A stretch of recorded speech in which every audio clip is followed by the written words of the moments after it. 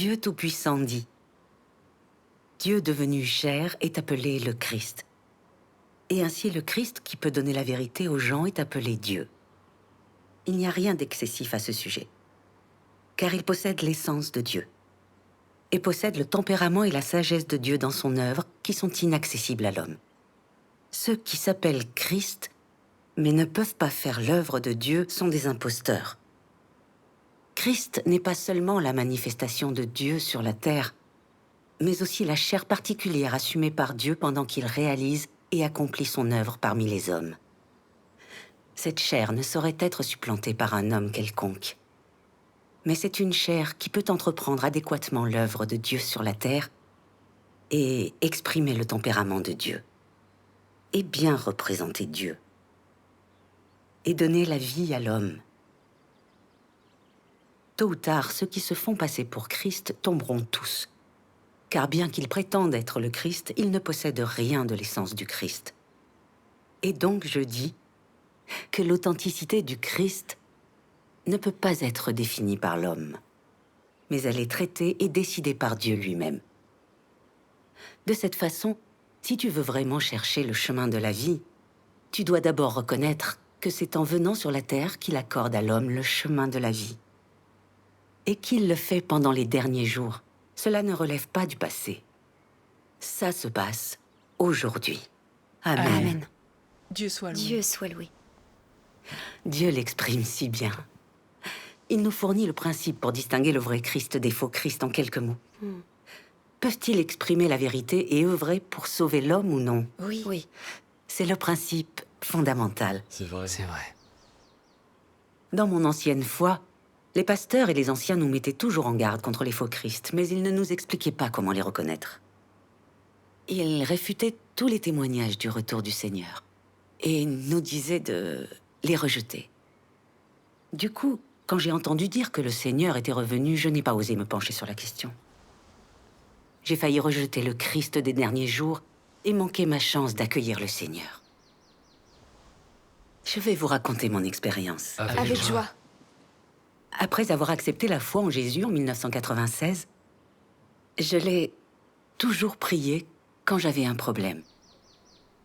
Et j'en ai surmonté beaucoup de cette manière. Avoir le Seigneur avec moi était merveilleux.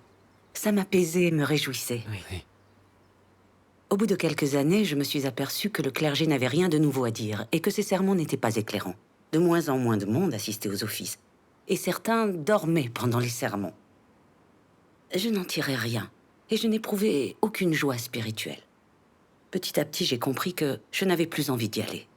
Mais la mauvaise conscience m'incitait à continuer. À une réunion, l'ancien Xu a dit « Le Seigneur Jésus nous a avertis. Si quelqu'un vous dit alors « Le Christ est ici » ou « Il est là », ne le croyez pas. Car il s'élèvera de faux Christ et de faux prophètes. Ils feront de grands prodiges et des miracles, au point de séduire, s'il était possible, même les élus. Les prophéties du retour du Seigneur sont en grande partie accomplies et il viendra bientôt. Mais de faux Christ apparaîtront aussi pour nous tromper. On doit être vigilant et ne pas accepter n'importe quelle nouvelle du retour du Seigneur. Les clercs orientales témoignent que le Seigneur est revenu et accomplit une nouvelle œuvre. Et beaucoup de vrais croyants de plusieurs églises l'ont accepté. Même des gens qui prêchaient depuis longtemps ont été volés par les clercs orientales. Vous êtes immatures, alors méfiez-vous des inconnus, pour ne pas risquer d'être trompés par les clercs orientales. Quand j'ai entendu dire que les clercs orientales témoignaient du retour du Seigneur, et que des prédicateurs expérimentés l'avaient accepté, j'ai été surprise et j'ai pensé, ces prédicateurs comprennent la Bible. Et ils ont aussi l'esprit clair. Il n'est pas facile pour eux d'accepter les clercs orientales. Y aurait-il une vérité à chercher dans les clercs orientales? J'espère le retour du Seigneur depuis des années. S'il est vraiment revenu et que je ne m'y intéresse pas, il risque de m'abandonner. Alors que ferais-je? Oui. Mais ce que l'ancien Xu avait dit m'inquiétait. De faux Christ apparaîtraient dans les derniers jours. Je ne pouvais pas être trompée. Comme j'étais en proie à un conflit intérieur et que je ne savais pas quoi faire, j'ai prié du fond du cœur. Dois-je écouter les clercs orientales si quelqu'un de cette église un jour m'aborde? S'il te plaît, Seigneur Jésus, éclaire-moi et guide-moi. J'ai alors pensé à ce passage de la Bible. Car Dieu lui-même a dit « Je ne te délaisserai point et je ne t'abandonnerai point ». C'est donc avec assurance que nous pouvons dire « Le Seigneur est mon aide, je ne craindrai rien. Que peut me faire un homme ?» Dieu soit loué. Mon cœur s'est apaisé aussitôt. Avec le Seigneur Jésus derrière moi, je n'avais rien à craindre. Tant que je prierais souvent le Seigneur, il m'aiderait à reconnaître les faux Christ. C'est vrai. Écouter ne pouvait pas me faire de mal. Un jour, à une réunion, l'ancien Xu nous a de nouveau mis en garde contre les clercs orientales. Il a insisté sur l'existence de faux Christ qui trompaient les gens et la nécessité de nous méfier des inconnus. C'est alors que Sœur Qian a dit « Ancien Xu, pourquoi nous dites-vous de nous méfier des inconnus? Vous dites toujours que le Seigneur viendra bientôt, qu'il a presque un pied dans la porte. Les clercs orientales témoignent qu'il est revenu et qu'il exprime la vérité. Le Seigneur veut-il qu'on fasse la sourde oreille? La Bible dit « Ainsi la foi vient de ce qu'on entend, et ce qu'on entend vient de la parole de Christ. » C'est vrai. Pour savoir si les clercs orientales est le Seigneur revenu, nous devons écouter ses sermons. Si nous ne les écoutons pas et nous éloignons d'eux, comment saurons-nous si l'éclair oriental est vrai ou non? Si c'est vraiment le Seigneur revenu, ne nous empêchez-vous pas de nous tourner vers lui? C'est vrai. Ensuite, Sœur Zong a dit, « Le Seigneur Jésus a dit, demandez et l'on vous donnera, cherchez et vous trouverez, frappez et l'on vous ouvrira. » Le Seigneur veut qu'on prie et qu'on étudie ce qu'on ne comprend pas. Tant que nous chercherons avec un cœur ouvert, il entendra nos prières et nous guidera. Oui. Nous avons entendu l'évangile du retour du Seigneur, mais nous ne l'étudions pas et nous ne cherchons pas la volonté du Seigneur par la prière. Ça va à l'encontre de ses enseignements. Alors, comment pourrions-nous l'accueillir? Les mots des sœurs ont laissé l'ancien Xu perplexe. Et il n'avait aucune excuse. J'ai pensé que ses sœurs avaient raison et qu'on devait étudier l'éclair oriental. J'étais également surprise. Sœur Zong était très timide et ne parlait presque jamais. Pourtant, elle avait trouvé le courage de tenir tête à l'ancien. Elle avait aussi une preuve solide tirée de la Bible que personne ne pouvait réfuter. C'était incroyable. Comment ces sœurs étaient-elles devenues si lucides? Avaient-elles accepté l'éclair oriental? La venue du Seigneur est une chose importante. Comme je voulais avoir les idées claires sur ce point, je les ai interrogées. Le lendemain, j'ai demandé à Sœur Zong si elle avait accepté l'éclair oriental. Elle a hoché la tête et dit « Le Seigneur est revenu en tant que Dieu Tout-Puissant. Il exprime toutes les vérités qui nous purifient et nous sauvent, et il accomplit l'œuvre du jugement pour déraciner notre nature pécheresse, nous purifier de la corruption et nous sauver du péché pour de bon. » En entendant ça, je me suis dit que je devais écouter ce que l'éclair oriental avait à dire. Elle a fait en sorte que je reçoive un échange de l'Église de Dieu Tout-Puissant. Dieu soit loué. Dieu soit loué. Alors le jour venu, j'ai parlé de mes doutes aux frères de l'Église de Dieu Tout-Puissant. Le Seigneur Jésus a dit, « Si quelqu'un vous dit alors, le Christ est ici, ou il est là, ne le croyez pas.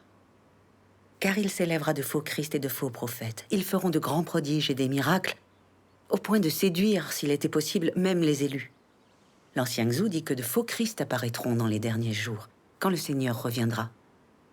Que toutes les nouvelles du retour du Seigneur sont fausses, et qu'on ne doit pas s'y intéresser. Je ne crois pas qu'être aussi méfiant soit en accord avec la volonté du Seigneur. Et si le Seigneur nous abandonnait, parce qu'on ne s'y intéresse pas et ne l'accueille pas? D'un autre côté, j'ai aussi peur d'être trompée.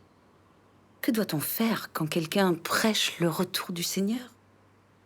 J'aimerais vraiment comprendre. Le frère a répondu en souriant. On a tous peur de s'égarer et d'être trompés par de faux Christ. Ressentir cette inquiétude est normal. Mais à quoi sert la peur? Peut-elle résoudre nos problèmes? Non. Non. Pour comprendre ça et savoir quoi faire, On doit comprendre la volonté du Seigneur derrière ces paroles. Il a prononcé ces paroles pour nous permettre de reconnaître les faux Christ et de ne pas être trompés. Pas pour qu'on se méfie de tout, au point de rejeter son retour. Il n'a pas seulement dit que de faux Christ apparaîtraient dans les derniers jours, il nous a aussi expliqué comment les reconnaître. Le Seigneur a dit « Car il s'élèvera de faux Christ et de faux prophètes, ils feront de grands prodiges et des miracles, au point de séduire, s'il était possible, même les élus. » Les paroles du Seigneur sont claires. Les faux Christ emploient surtout des signes et des prodiges pour tromper les gens. Maintenant que nous connaissons les caractéristiques des faux Christ, il nous suffit d'être prudents pour ne pas être trompés.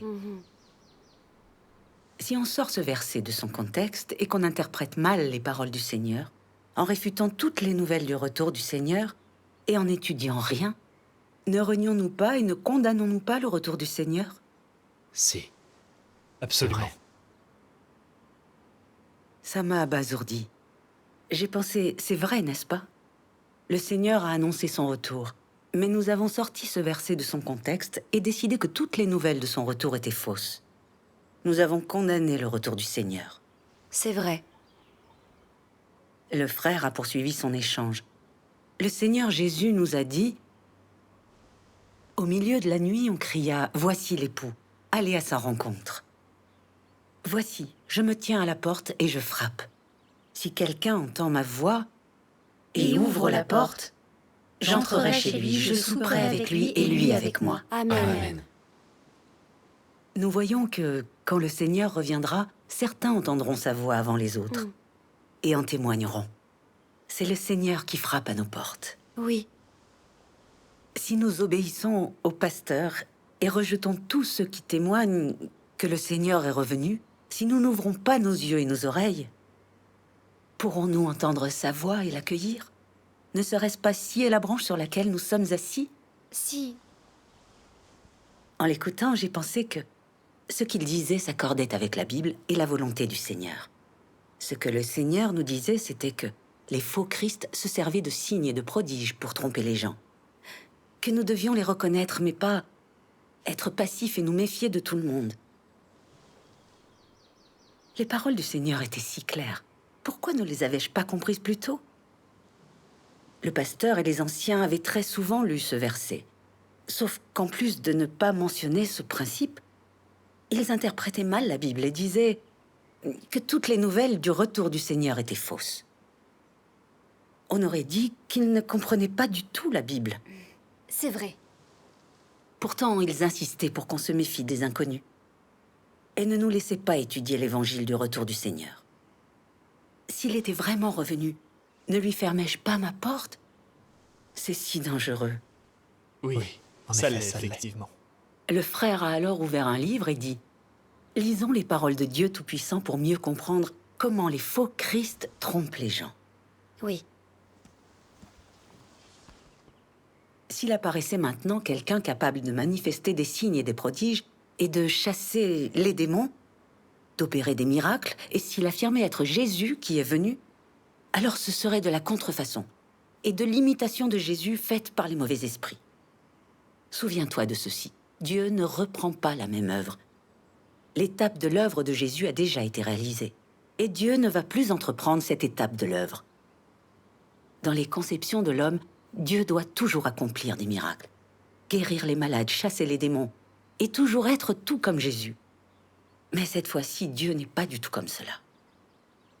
Si dans les derniers jours, Dieu continuait à accomplir des miracles, à chasser les démons, à guérir les malades, s'il faisait exactement la même chose que Jésus, alors Dieu serait en train de répéter la même œuvre.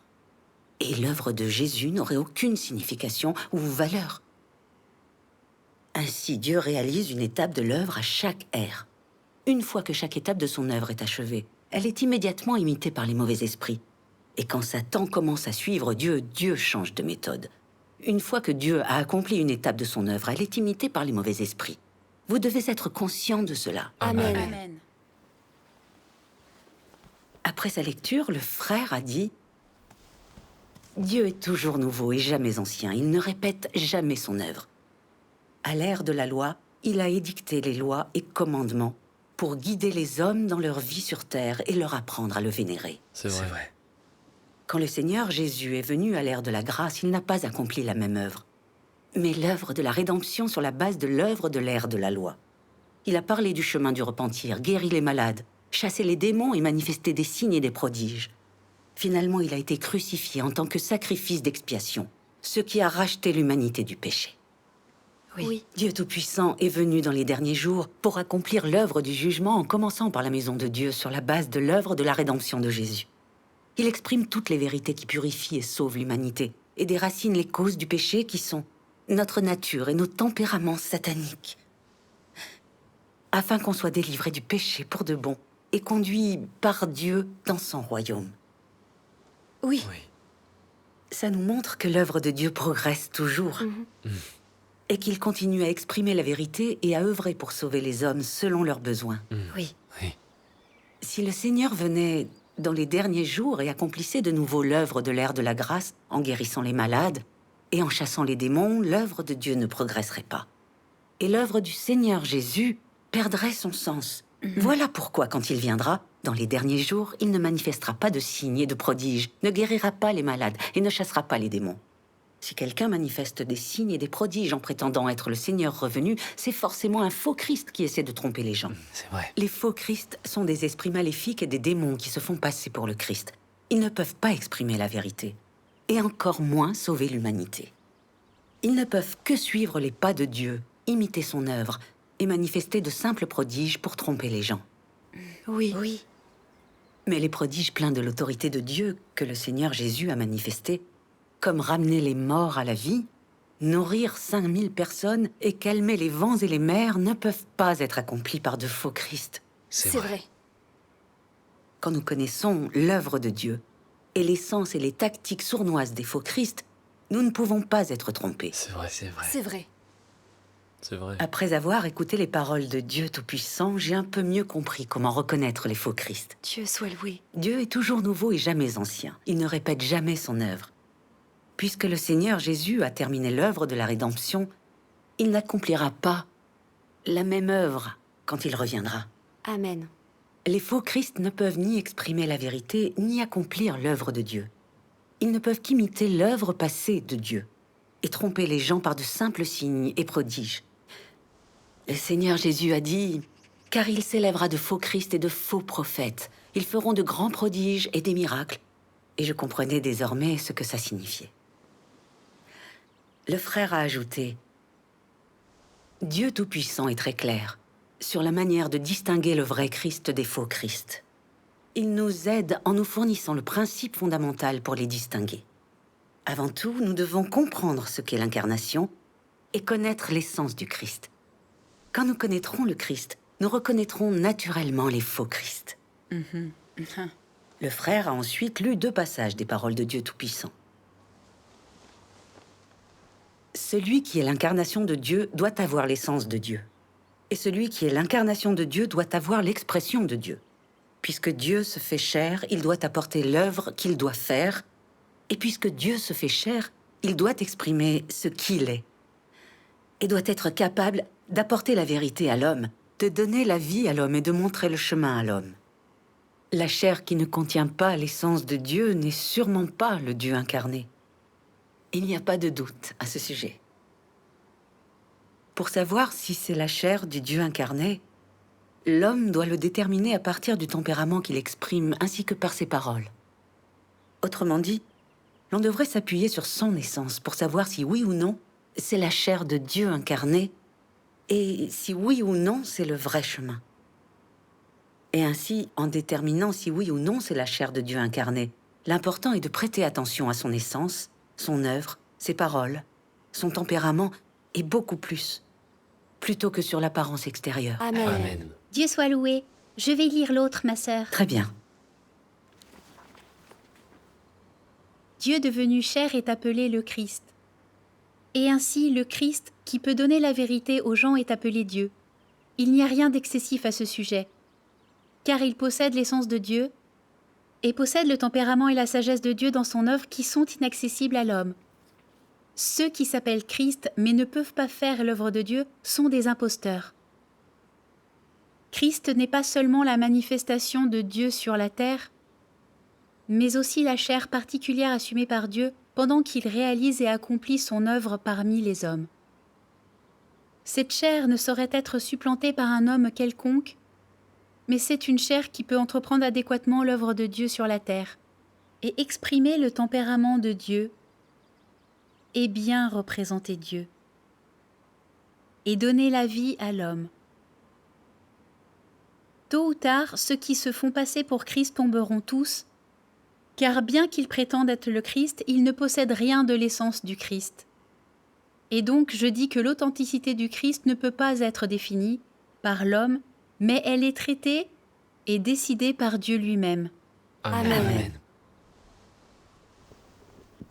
Alors le frère a dit, « Les paroles de Dieu Tout-Puissant nous montrent clairement que le Christ est Dieu incarné. Oui, Il est le Dieu du ciel revêtu de chair en tant que Fils de l'homme, venu pour œuvrer parmi les hommes. ouais. Oui, Le Christ possède à la fois une humanité normale et une divinité complète. Il paraît ordinaire, mais son essence est divine. oui, Voilà pourquoi il peut exprimer la vérité, parler avec la voix de Dieu, sauver l'humanité, exprimer le tempérament de Dieu et ce qu'il a et est. C'est vrai. Le Christ peut à tout moment exprimer la vérité pour nourrir et guider les gens. Et il peut leur montrer le chemin de pratique. C'est déterminé par l'essence du Christ. Oui, oui. Pour savoir si quelqu'un est le Christ ou non, on doit se baser sur ses paroles, son œuvre et son tempérament. Le Seigneur Jésus était l'incarnation de Dieu. Il a commencé l'ère de la grâce et achevé l'ère de la loi. Il a exprimé la vérité et accordé le chemin du repentir à l'homme. Il a exprimé l'amour de Dieu et son tempérament charitable. Et il a été crucifié pour accomplir son œuvre de la rédemption. oui, C'est vrai. D'après ses paroles et son œuvre, nous voyons qu'il a fourni ce dont les esprits des gens avaient besoin et qu'il a donné aux gens un chemin pour la nouvelle ère. C'est vrai. c'est vrai. Il a enseigné aux gens à se confesser et se repentir, à aimer leurs voisins, à être tolérants et patients, à pardonner 77 fois, à aimer Dieu de tout leur cœur et de tout leur esprit et bien d'autres choses. Nous ressentons de l'apaisement et de la joie quand nous prions le Seigneur. Quand nous nous confessons et nous repentons, nos péchés sont pardonnés. Oui, Quand nous agissons selon ses paroles, il nous loue et nous bénit. oui, D'après ses paroles, son œuvre et le tempérament qu'il exprime, nous voyons qu'il est le Christ, le Rédempteur de l'humanité. exactement. Maintenant, Dieu Tout-Puissant est venu pour accomplir l'œuvre du jugement en commençant par la maison de Dieu. Il exprime toutes les vérités qui purifient et sauvent l'humanité. Il a commencé l'ère du règne et achevé l'ère de la grâce. Oui. Dieu Tout-Puissant exprime la vérité et dévoile les mystères de son plan de gestion pour sauver l'homme. Le but des 3 étapes de son œuvre, les mystères de ses noms et incarnations, la différence entre l'œuvre de Dieu et celle de l'homme, entre l'œuvre du Saint-Esprit et celle des esprits maléfiques, entre le vrai Christ et les faux Christ, et bien d'autres choses. Il révèle la racine du mal et des ténèbres dans le monde, la nature satanique de l'homme qui résiste à Dieu, nos divers états corrompus, et il met à nu les tempéraments corrompus de l'homme, comme l'arrogance, la malhonnêteté, la méchanceté et la dureté. Il nous montre aussi le chemin pour être purifiés et les vérités dans lesquelles nous devons entrer. Il nous montre comment être honnête, obéir à Dieu, l'aimer, le vénérer, servir en accord avec sa volonté, rejeter nos tempéraments corrompus et bien d'autres choses. Dieu soit loué. Grâce au jugement des paroles de Dieu, ses élus comprennent quelques vérités, voient comment ils ont été corrompus par Satan, et reconnaissent le tempérament juste et l'essence sainte de Dieu. Alors ils commencent à le vénérer, à pratiquer ses paroles et à rejeter leur tempérament corrompu, ce qui change progressivement leur tempérament de vie. Oui, Que Dieu Tout-Puissant exprime la vérité, accomplisse l'œuvre du jugement et exprime son tempérament juste et majestueux, prouve qu'il est Dieu incarné, le Christ des derniers jours. Dieu Tout-Puissant est le Seigneur Jésus revenu. Amen. C'est vrai. Les faux Christ sont possédés par des esprits maléfiques et sont des esprits maléfiques. Ils ne peuvent ni commencer une ère, ni en achever une. Ils ne peuvent ni exprimer les paroles de Dieu, ni révéler les mystères de son plan de gestion. Ils ne peuvent ni accomplir l'œuvre du jugement et de la purification, ni changer l'homme. Ils ne peuvent qu'imiter une partie de l'œuvre passée de Dieu et manifester de simples prodiges. Ils déforment la Bible. et répandent de fausses doctrines, ou disent ce qui s'accorde avec les notions charnelles des hommes pour les tromper. Ceux qui les écoutent s'engagent dans une impasse et n'en tirent rien. Leurs esprits s'obscurcissent jusqu'à être égarés par Satan et des esprits maléfiques. Alors Sœur Zong a dit « Christ est la vérité, le chemin et la vie. Il peut exprimer la vérité, nourrir les vies des gens et montrer le chemin. C'est C'est vrai. vrai. Les faux Christ sont des esprits maléfiques qui ne peuvent ni exprimer la vérité, ni nourrir les vies des gens, et ils ne peuvent vraiment pas leur montrer le chemin. Oui. Ils ne peuvent que manifester des prodiges et dire des choses qui s'accordent avec les notions des gens pour les tromper. Les paroles de Dieu nous fournissent un moyen de distinguer le vrai Christ des faux Christ. Oui. Et nous n'avons plus à craindre d'être trompés. Dieu soit loué. Dieu soit loué. C'est vrai. Oui. C'est vrai.